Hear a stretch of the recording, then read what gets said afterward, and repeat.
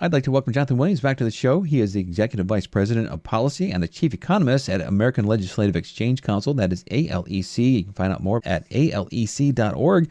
Jonathan, it's great to talk to you again. Well, it's always great to talk with you, my friend. Thanks for the invitation to join. Yeah, absolutely. And so just remind people a little bit about what you do there at ALEC. Well, so we're the nation's largest nonpartisan individual membership organization of state legislators who believe in free markets and limited government and federalism. Those are our three guiding principles. And we've been around now for 50 years as an organization to work in the state level. And as those issues then bubble up to the federal level as well, we have about 95 members of the current Congress who are alumnus members of ALEC, but we have about 2,000 members total across the United States working on developing real, trusted policy solutions to some of the biggest policy challenges that we face. But at the end of the day, and as we've talked about many times, that guiding principle of federalism, we believe that most good decisions don't happen in Washington, D.C., and they shouldn't be happening in Washington, D.C. They should be happening at the state level and at the local level, and of course, at the end of the day, empowering individuals. Yes. Well, so we want to have you on to talk about the economy and also the Bidenomics because it just doesn't seem to be working out as well as Biden would like. But to get things going, there have been a couple of headlines here, and this is one that probably a lot of people have missed, is that you out there may be thinking that you're spending way more now than you used to. I guess you're just too stupid because, according to Karine Jean-Pierre, prices are too low under the brilliant leadership of Joe Biden. I can't believe anybody would say that. But anyway, she is saying that housing prices, especially in the black communities, are too low. So she says they're going to fix that. Apparently not seeing that housing prices have just notched new record highs again. So what are your thoughts on prices being too low right now? Well, I had missed that comment, and I almost thought it might be a satirical Saturday Night Live type skit because it can't be something literally coming out of the White House right now, given the huge problem that we've had with inflation over now several years and the Biden administration with this massive run-up in new federal spending. First of all, they told us that we were mistaken, that inflation wasn't happening. They told us it was transitory, as we remember hearing, and it would just be a temporary blip. And now that we're several years in, I guess they've gone back to the start to say, inflation isn't happening after all anymore and prices are too low. It's hard for me to keep that story straight. It's clearly difficult for the Biden administration to keep a straight story on this. Yeah, really. One of the things that also came out this week, and maybe this is how they plan on fixing those low home prices, is that Biden just released a new climate change rule that will force home builders to raise the minimum energy standards for new home construction. And two of the nation's home builders associations say that doing so is going to add a minimum of $31,000 to the price of a new home. And, they're doing this to save energy. Well, if you want to save energy, $31,000, if you're paying $200 a month on your utilities, $31,000 is enough to pay for about 13 years of monthly utility bills. That's shocking, right? I mean, it's just, I saw those numbers myself, and it was staggering to see what the regulatory cost is of building and just home ownership. I mean, now you have local governments out there looking to insert themselves into these decisions from home builders and buyers and getting in the way of the free market by saying, you cannot have natural gas hookups, let's say, in new constructions in some cities across the United States, which is just shocking. And then you look overall and, what is going on when it comes to the housing market. It's, certainly not that housing, costs are too low. It's that they're too high. And there's, what do you do about it is one of the biggest challenges in red and blue states alike as we've traveled around the country. And, one of the big things that you can do without it costing a dime from a federal budget perspective is reduce that regulatory cost. But another, common sense economics 101 way of handling this issue is, tackling the supply challenges where you've had so many states and localities restrict the supply of even building new homes for whatever reason. A lot of times it's the green far left environmentalist movement that doesn't want any more development, or it's the NIMBYs, not in my backyard. We have our is that we don't want more people moving in. But regardless of the motivation, I mean, there's a serious shortage of affordable housing, and it's not a big government solution that's going to solve it. It's going to be a market-based solution. And so getting to the issues that you just talked about there, Mark, on the regulatory costs and burden is a major driver, and it's something that needs to be solved. Speaking of market-based solutions, unfortunately, so many of the solutions from the left are not that. Out here in Oregon, the governor wants to increase home building by 26,000 new homes per year, but at the same time, she's shutting down the logging industry. So I guess we're just building these out of mud, I guess. We got a lot of that in Oregon during the winter, but yeah, it's just insane that so many of these policies just run directly contrary to reality. Real quick here, one of the other things that happened, I think the figure just came out earlier this week, that CNBC is reporting GDP slowed to 1.6% in the first quarter, and that was well below the 2.4% estimate. And normal GDP is typically seen as 3%. So can you address that real quick? Well, that was a shockingly bad number Yes. For America, and in an election year for Joe Biden, it's got to be very worrying. And I don't know what kind of spin they're going to try to put on this one, but that is a bad number. It's something that, as you dig into the details, it's actually worse. One of the economists that is a friend of ours that I follow closely, Brian Westbury, pointed out the other day is, of that GDP growth, the anemic 1.6 growth that you just mentioned, you look at how much of it is actually driven by federal government spending. Yes. and transfer payments, and you're looking at somewhere in the vicinity of 50% of that total GDP growth number is driven by government intervention and spending. And so you almost have to ask yourself, are we even measuring the right thing to look at what is meaningful when it comes to economic growth? Yep. Yeah, I have often thought that we really shouldn't be counting government spending anymore in GDP. I just think it convolutes that number. But for an economy that's supposed to be doing great, Bidenomics just doesn't seem to be doing so hot, which is, I guess, maybe why they don't want people to use the term Bidenomics anymore, since it directly ties the poor economy with the guy making it poor. Okay, we are up for a break here. Coming up, learn to be an economist, or at least how to think like one.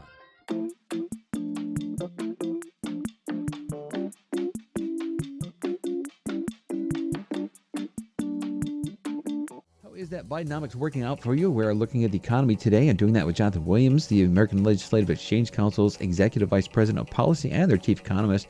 You can find out more about ALEC, and you can also encourage your state representatives to join so they can be part of the solution. And you can do that by heading to alec.org. That's ALEC.org. And so, Jonathan, one of the big things that we always want to do here on iSpy is to help people increase their understanding and knowledge about the various issues, and that includes things like economics. So let's just pretend for a moment that you're teaching an economics class. And as an economist, what are some of the basic things that you look at to assess an economy? In other words, what are you looking for? How do you know an economy is doing well and is likely to continue to do well?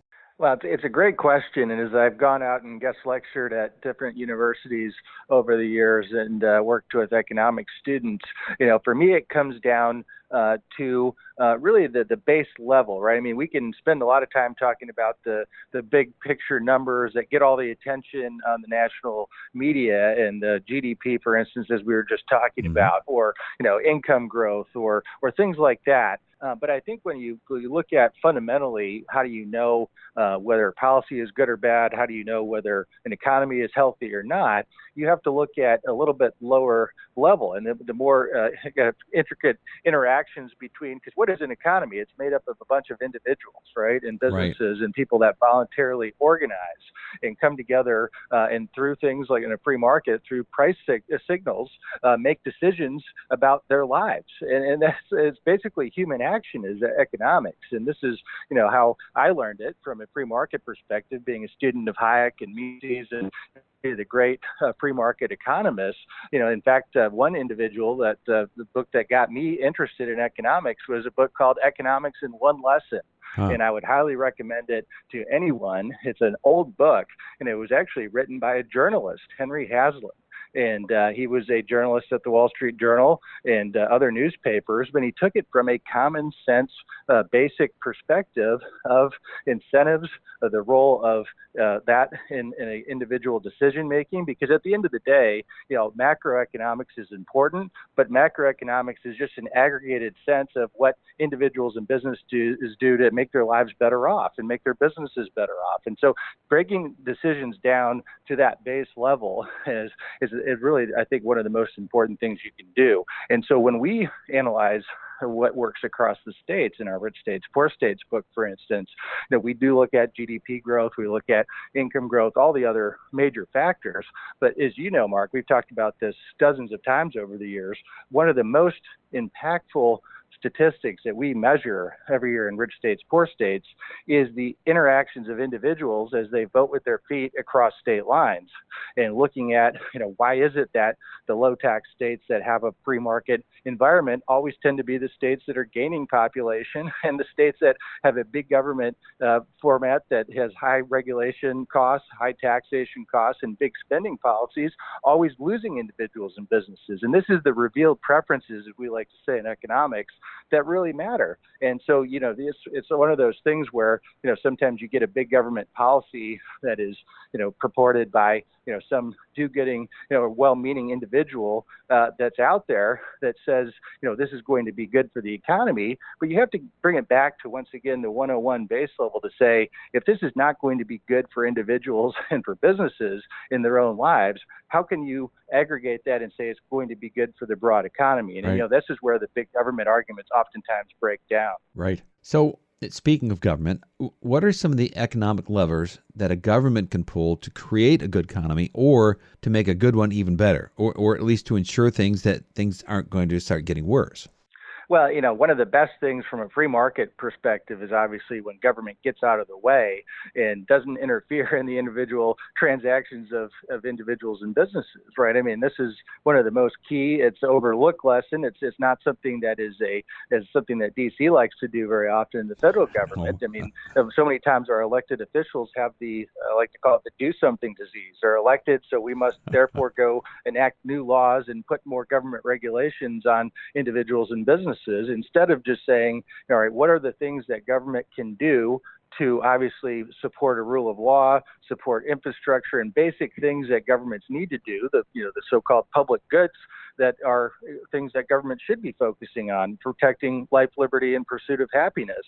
But everything else, trying to keep government as limited as possible. And so, obviously taxation is one that comes down to its very base level. When government grows, it by necessity takes more out of individuals' pocketbooks and the pocketbooks of businesses. And at the end of the day, businesses don't pay taxes, people do. So it all comes from individuals. And so making those arguments around the size and scope of government are huge when it comes to how a government is going to impact the choices of individuals in the marketplace. And the bigger the government gets, the worse the effects get. And it's not a linear equation. This is why we see things like the Laffer curve in economics, where when government gets too big and taxes get too high, you reach a tipping point that you actually get less economic activity and then run into this vicious cycle of less revenue because of the out-migration or because of less businesses actually taking part in the private sector economy. And so, this is a counterintuitive way for many people to see economics, but it's the real world way that economics works. Yeah, absolutely. I have kind of a personal real-world example of the impact of taxation that has always stuck with me.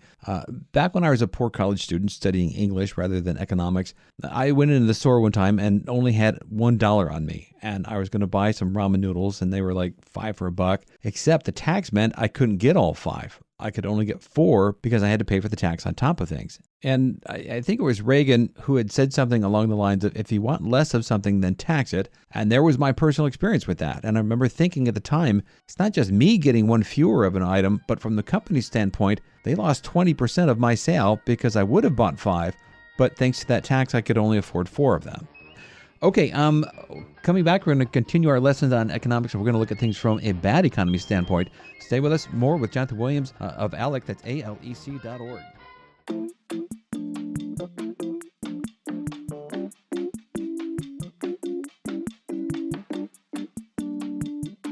And welcome back. This is the iSpy Radio Show. We're talking today about the economy and Bidenomics and how well that is doing or not.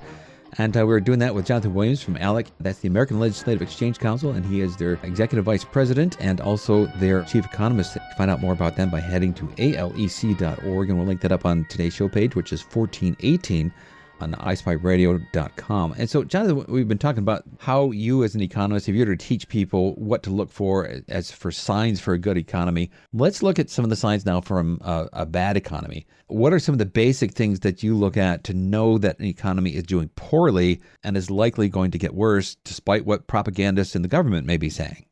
Well, yeah, and this is, let me go to the big macro numbers first, and then we can go kind of back into the micro discussion of what it means and what governments do when things are bad. But, when you look at what we've just been talking about, when you have anemic economic growth, and especially when you can parse out, what is the actual private sector GDP type contribution to the overall economy, instead of looking at the government interaction, which is obviously just reinteracting and redistributing wealth from the private sector to public sector, and then making the GDP numbers look even better than they are. And of course, that number was anemic. So it's very concerning when you see things like that. But, you also get into this death spiral for economies when, the big government policies, have continue to spend and tax, and then you run into a situation where you have major inflation problems like we have, and you have the combo that we're currently facing with that low GDP number with inflation that's stubbornly high, and that's of course what economists call stagflation, lack of economic growth with too much money chasing around too few goods is the definition of inflation.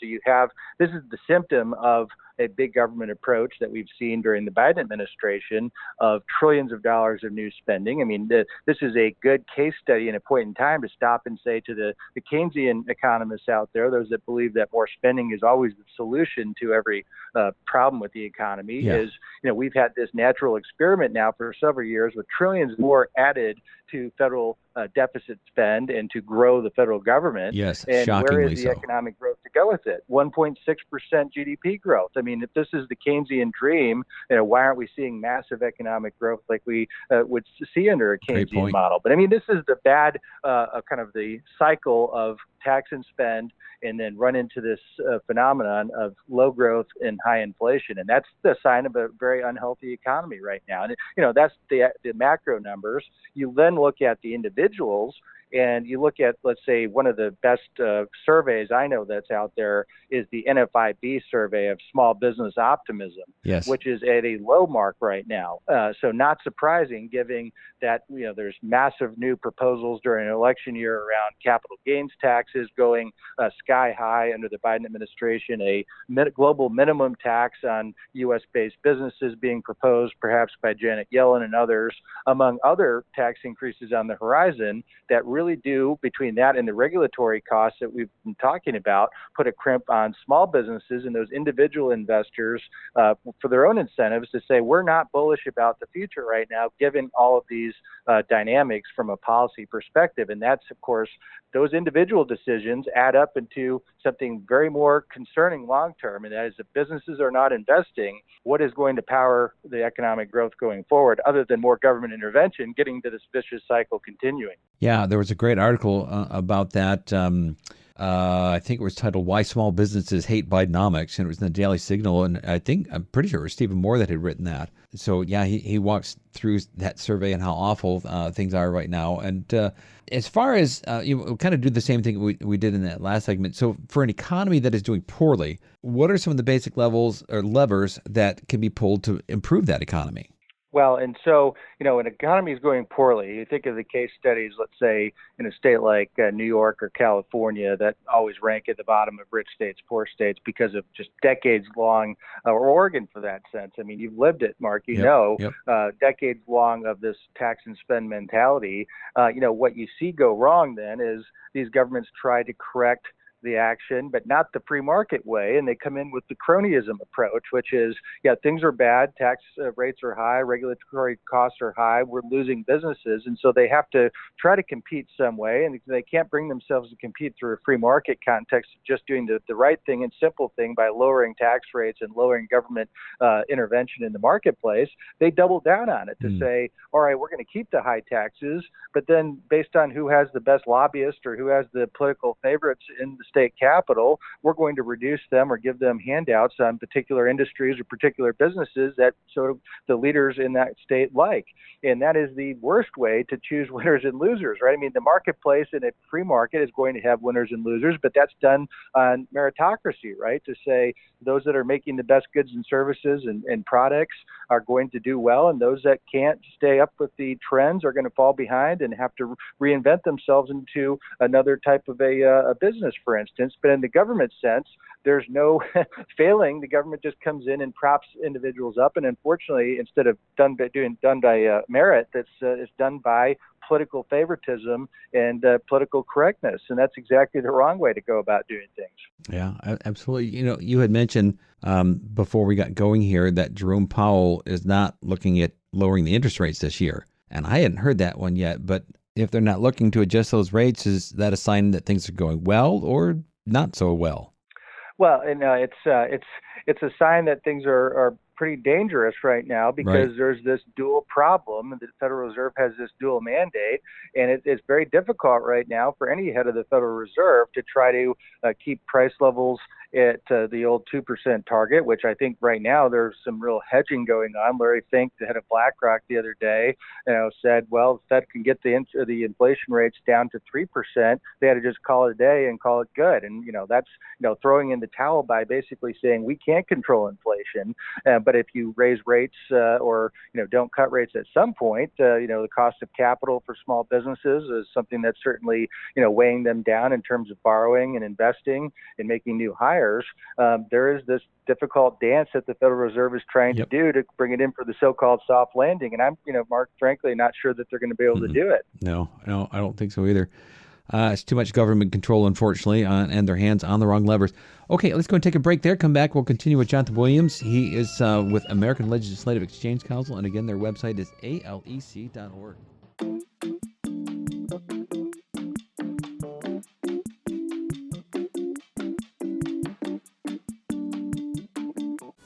We're talking about the state of the economy today. We're doing that with Jonathan Williams. He is with ALEC, that's American Legislative Exchange Council. And you can visit them at alec.org. And he is their chief economist and also their executive vice president of policy. And so, Jonathan, we were talking about that article from Stephen Moore. And one of the things that he had mentioned there in terms of the lack of confidence by small businesses, if people are wondering why Bidenomics doesn't work for small businesses, here's a fun fact from that article. Neither Biden nor nearly any of his top officials have ever started or even worked for small or medium-sized businesses. It's all been big business. And when you don't have that hands-on approach, that hands-on background, of course you're going to pull the wrong levers. Well, that's right. And even big business might be, somewhat positive compared to those that just have government experience, right? That have no experience with anything in the private sector, have never made a balanced budget since the federal government gave up on that years ago, since the Newt Gingrich days of balancing the budget, and, take a command and control approach over the economy and people's lives. I mean, so many in D.C. have always had that government perch where they just look at these government GDP statistics getting spit out and not understanding the reality of what goes into that and what's the driver, as we've been talking about, what real economics looks like. Yeah. Well, you mentioned budget deficits there. Did you see that in the first 3 months of Argentina's new president there, Milei, they have their first budget surplus since, I think, 2008. And That's incredible. He managed to do that in just 3 months, something that we haven't done since the Newt Gingrich days. Yeah, that's right. I mean, really only 3 times in recent history have we balanced the budget, and it was all during Speaker Gingrich. Yeah. And but it does show that, if Argentina can turn it around, I mean, there's pretty positive message there to say, as bad as we have it right now with Bidenomics and the big government agenda in so many places across the United States, we are light years ahead of places like Argentina that have been in the doldrums for decades because of their big government policies and socialism, the massive inflation that they faced for so many years. And if they can elect somebody like Milei and say, hey, and within a number of months, we're going to have these free market reforms that are going to literally turn around that economy in short order, that's, to me, Mark, a pretty optimistic note to say, there's hope for America, and it's not going to take nearly as long as it did to turn around Argentina if we have the right leaders in place to change the kind of policies that have been dragging us down for the last several years. Yep. So we've been talking about how can the average person assess the economy, and one of the things that we consistently hear out in the news is unemployment numbers. Unfortunately, the Bureau of Labor and Statistics (BLS), although I think it ought to be more aptly named the Bureau of Lies and Statistics, because when it comes to unemployment numbers, they will often tout these great job numbers, but then they subtract it and readjust it about 2-3 months later when nobody's paying attention. I mean, I think if I remember right, there are about 3.5 million jobs that they had claimed since Biden took office that never actually existed. They've erased that many over the last 3.5 years. So in terms of measurements out there, what are some of the more reliable ones to assess the well-being of an economy, assuming those measurements are not being gamed by bureaucrats for political reasons to keep their guy in office? Well, that's a big assumption, right? Whether it's the revision of GDP numbers that we've seen almost always revised downward in recent times, whether it's revision of those BLS employment numbers or others. I mean, this is a track record that's been almost every month, as you pointed out, in recent times. The corrections, of course, just like any newspaper correction, doesn't ever get the kind of attention as the headline does. And so this is a real problem that I think puts really a crisis of confidence of the American people when you look at these government provided statistics. And so I almost think is what is perhaps more accurate is looking at the NFIB type small business confidence numbers to say, here are the actual survey results from the job creators, those that are creating almost all of the net new jobs across the United States, are not big business over the last decade or two. It's been small business, mom and pop, and smaller manufacturers and things like that. And when you see such a difference of from what we see in the official government statistics versus what we're seeing from those on the ground making those hiring decisions, trying to grapple with these massive costs of investing and borrowing and hiring individuals with the regulatory and tax and all these other uncertainties, that's when you really have to start asking the questions. Right. And when you see that kind of a gap, I think my inclination is to go with the actual folks that are on the ground and those small business owners. Yeah, because those are the people that are asking themselves, do I really want to take a chance on this? And I think the fact in many cases it's personal bankruptcy for them if it doesn't go right. Exactly. Right? I mean, they're putting their savings on the line, their futures on the line. They have it all out there, and if they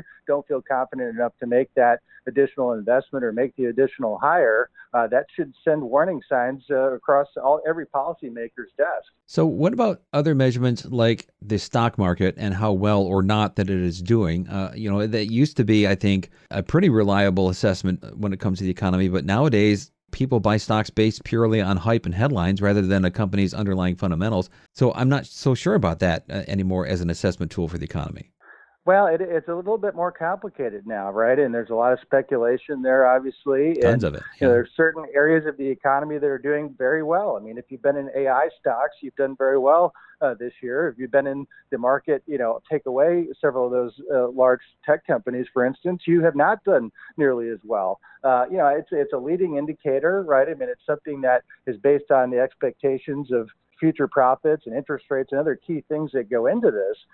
But one thing that was just brought up the other day is now this reality and Powell's announcement from earlier about interest rates not going down probably through the rest of this year. Keep a very close eye on business profitability, because that's the other thing that can really try to keep these equity levels at the higher. I know we've fallen a little bit here in the last month, especially. But if business profitability doesn't come through, and then you combine that with now more of a market realization that interest rates are not going down, I think that's when you really run into a scenario where we could see a pretty major drop in the stock market. Yeah, that would definitely be worrisome. Okay, it is time for a break. Come back. We're going to be talking about Oregon. They actually moved up a notch this year in rich states, poor states. Stay with us.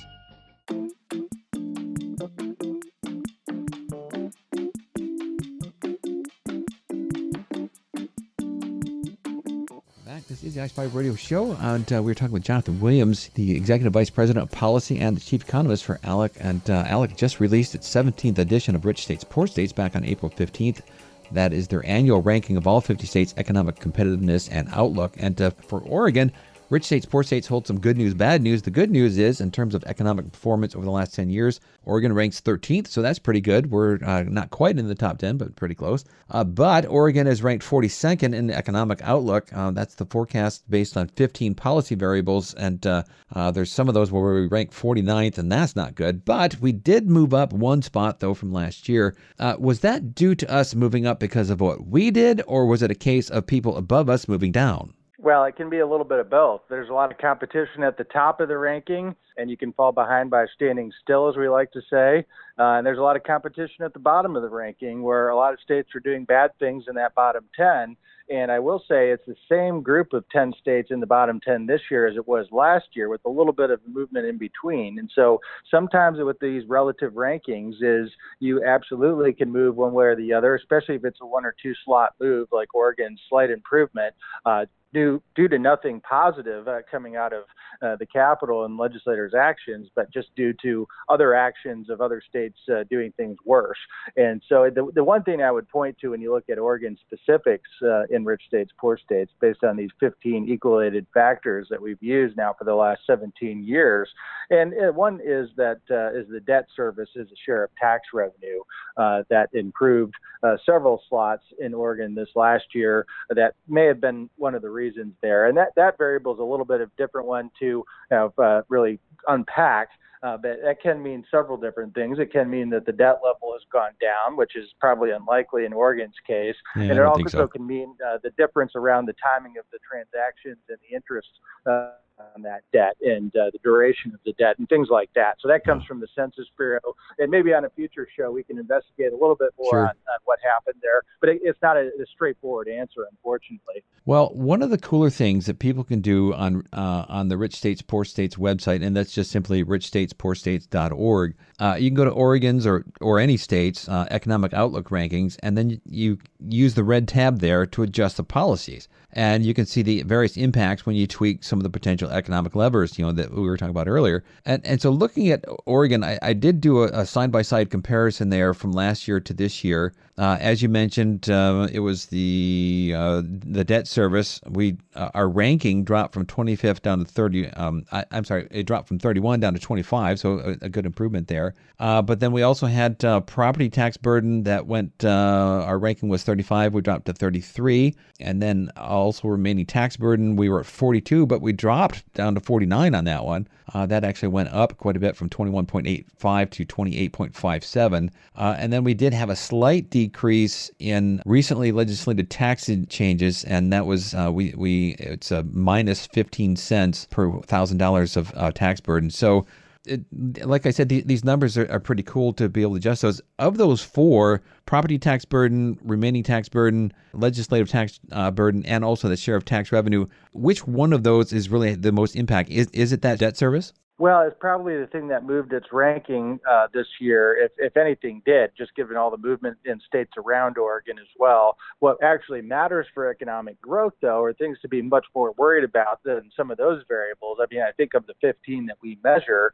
the overall personal income tax rate, the overall business income tax rate, how progressive a system is, not how much it takes more from those who are earning and successful in small businesses, for instance. I mean, those are three of the most important variables. And in the case of Oregon comes in 49, 49, 49 in those top three variables right there. And so, there is some movement, and some of it's positive, as you talked about. But I mean, still looking at the fundamentals, this is the kind of thing that weighs Oregon down, is those top three variables, and almost dead last in each of them. So playing with all of those different variables, as people go onto that website and kind of want to tweak things, is there one in particular that you find for any state that really makes the biggest impact if you were to make a major change in that variable?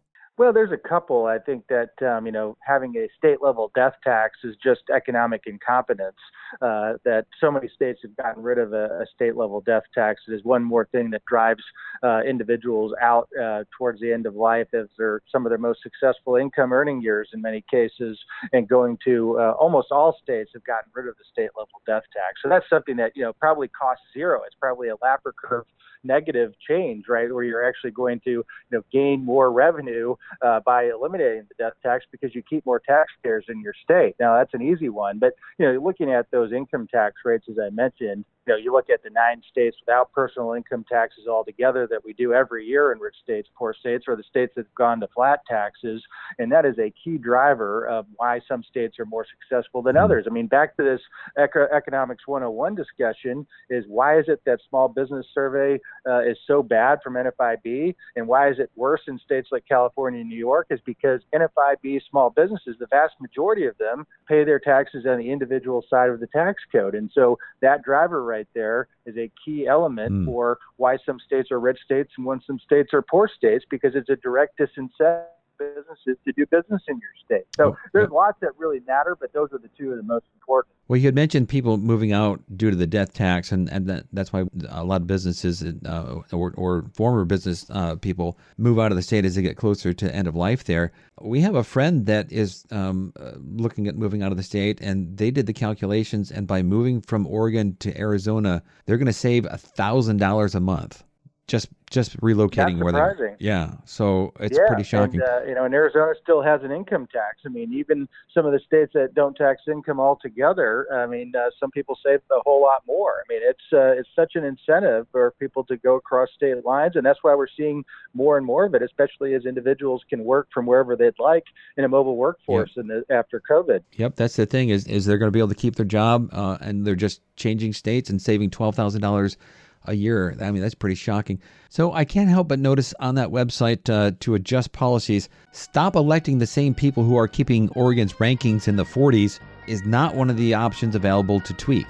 Am I missing that? That doesn't seem to be available. Yeah, that's right. It's the stop digging the hole deeper and actually start to get out of the problem, right? Yeah, exactly. Okay, we will wrap things up with Jonathan Williams coming up after this.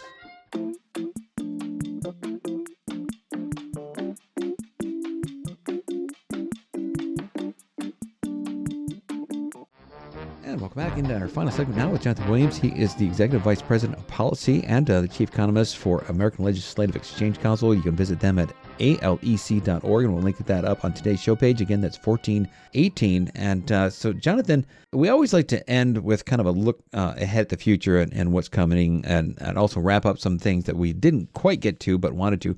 So we'll try to cover both of those topics in the time remaining here. But let's start with looking down the road here. Let's say that President Trump gets reelected. And what are some of the first steps, some of those first levers that you would want him to take to turn the economy around and get it chugging again? Well, it's going to be a busy first 100 days, really? I think, in a potential Trump administration, right? There's a lot to unwind of the bad policies that have happened over the last several years in the Biden administration. A few that really stick out. I mean, one of the biggest ones that, is adding to this massive economic uncertainty that's keeping capital on the sidelines, it's discouraging small businesses with those bad confidence numbers, is the coming expiration of the Trump tax cuts, the 2017 Tax Cuts and Jobs Act, which by the end of 2025, if Congress and if the federal government doesn't come together and actually affirmatively extend those provisions, they go away. And that's 23 provisions of individual taxpayers, everything from child care tax credit, from the reduced rates on small businesses and individuals on income tax rates, and other factors such as the state and local tax deduction limitation that was a huge reform during the Trump years. All those things go away. And so I think job number one, to reassess the American economy and to get America moving again, is to remove that just horrible lack of confidence that these tax cuts will be extended. And so we right now, ALEC is at the midst of having state legislators sign on a letter to Congress and to the White House saying this would be economic calamity if we allow these tax cuts to expire in this time of stagflation that we currently suffer. I mean, that's a big one. A couple of other things on the regulatory front is resuming the 2-for-1 rule that was so successful, I thought, during the Trump years. Didn't get nearly enough media attention, but was to repeal 2 regulations for every one new regulation. And in fact, many times during the Trump administration, it was closer to probably 5 or 10 to 1 regulations repealed to remove those regulatory roadblocks, like the cost of housing that we talked about a little bit earlier. And so those are just two, but there's so many other areas that this new administration should tackle if we want to get inflation under control and economic growth moving again. Yeah, I think those first 100 days, you said it's going to be pretty busy. They could probably save a lot of time if they just pass an executive order. Whatever Biden did, we're undoing. So just leave it at that. One of the other things, too, that I'd like to get your thoughts on is Mike Johnson. He's kind of been battled right now. MTG, that's Marjorie Taylor Greene, has said that she is going to introduce a resolution next week to vacate. You know, when he came into office, both of us, you and I, had really high hopes for him. I know that he's an ALEC alum there. I know that you know him pretty well. And but unfortunately, things have kind of not turned out as well as we would have liked. You know, politics, I think, is a story, unfortunately, that depends on people not remembering that last chapter. And MTG, I think, is a prime example of that. She wants to vacate Johnson because he has failed on his promises and instead has spent tens of billions of dollars on Ukraine, another $30 billion on other foreign aid in that last package, but nothing here at home on the border and nothing at all to rein in big government spending. But she's forgetting that last chapter because when McCarthy was there, she was his biggest supporter, despite the fact that McCarthy failed on his promises, spent tens of billions of dollars on Ukraine and other and foreign aid as well, but nothing here at home on the border and nothing at all to rein in government spending. So it's like she's forgotten all about that. Well, you know, and I'm still optimistic about Speaker Johnson. I think he's a good man. He's a conservative man at the heart of it, and I think he's a good leader. He's just in a very difficult position right now with basically a one-vote margin, and then anything that you even were to get through the kind of the raucous caucus that they have right now in the House, you have to deal with Chuck Schumer on the other end of the building, and then of course you have to deal with the veto in a Joe Biden administration. Mm-hmm. And so, you know, there's the bipartisan spending binge has been going on for decades, as we know. So, I mean, I don't really lay that as a fault of Speaker Johnson's. And I'm still an optimist at heart, Mark, and I truly believe he's in it for the right reasons. And Speaker Johnson needs some more time to actually see some results. And, you know, the incentives right now, as you know, I have talked, I mean, I think it's somewhat unfortunate that you have a scenario where one member of 435 could call for a motion to vacate the chair and remove the speaker. I mean, that would ensure chaos over the next 6 months leading up to the election and probably guarantee a progressive Democrat sitting in that speaker's chair going forward. Yeah, and wouldn't that be horrible? Trump gets reelected and then the Democrats take over the House and the first thing they do is impeach him again before he's even done anything. I could certainly see that happening. Real quick, we only got about a minute here with you. DEI, the Supreme Court recently ruled in a way that's going to effectively remove that, and it was a 9-0 ruling, and which was great because even those liberals that are on there, it really shows that at its heart, America agrees on the fundamentals that discrimination is wrong, no matter who you're discriminating against. But talk to us a little bit real quick about the impact of DEI going away in the workforce. Well, I mean, I think this is a really big move. You combine this decision with the Harvard decision around saying race-based admissions should not be allowed. And it does move, I think, America in a much more favorable space to say we should not judge people on the color of their skin or by any other attribute and discriminate against them in any single way, but we should judge them in the content of their character. I mean, that's obviously, I stand with Martin Luther King in that. I know you do too. Yes, absolutely. And I do think that these rulings really will make business leaders more confident in rewarding meritocracy, right? And talking about those people that are doing the things based on the merits, regardless of their backgrounds. Let's just hire the most competent people to get the job done. Yeah. Isn't that common sense American values right there? It is common sense, and it also makes businesses better because you know the people that are working there are the most competent, skilled ones. Jonathan, unfortunately, we are up against the clock. I want to thank you so much for your time today. Always great to join you, my friend.